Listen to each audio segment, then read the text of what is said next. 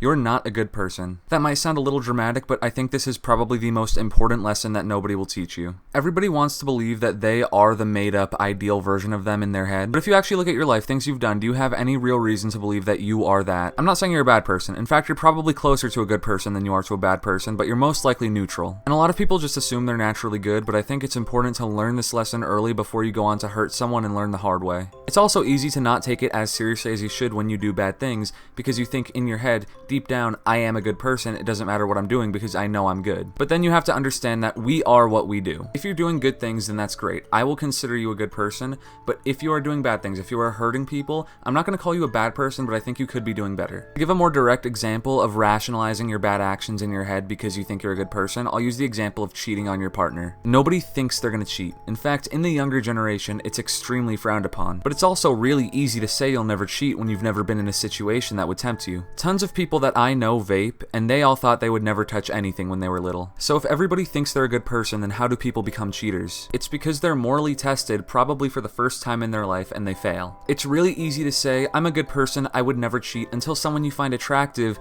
is kind of talking to you, and your relationship isn't going that well, and suddenly, boom, you're a cheater now. I'll use bullying as another example. Tons of people bully in school and don't realize they're bullying. You know, you might be with some friends and there's someone who might be a bit different, and so your other friends start to joke around about them, kind of ribbing them, you join in, and very quickly, you are doing the exact same thing those friends are doing, and you might not even realize it, but what those friends are doing is bullying, and now you are bullying too. And while it's bad, I'm not going to fault you, because in both of these situations, it's really easy to fall into these traps. And that's for one main reason, which is bad behavior is strongly rewarded in these circumstances. And then it comes down to what is more important to you, your morals or the reward. In the cheating example, the reward is pretty obvious, but in the bullying example, the reward is social acceptance and being considered funny or cool or whatever. And in the bullying example specifically, good behavior is actually punished because you might be alienated from your friend group. And going back to the point I was making, I think both of these examples illustrate one key idea. When you believe that you are inherently harmless, you are prone to causing more harm than anyone else. So, what do? Do you just throw in the towel and assume, okay, I suck, it's whatever? No, this is the point where you start working on yourself. Really take time to evaluate your moral character and who you are as a person. And what I'm about to say is much easier said than done, but if you want to be good, you have to be good in situations where it's punished and be good in situations where being bad would be rewarded.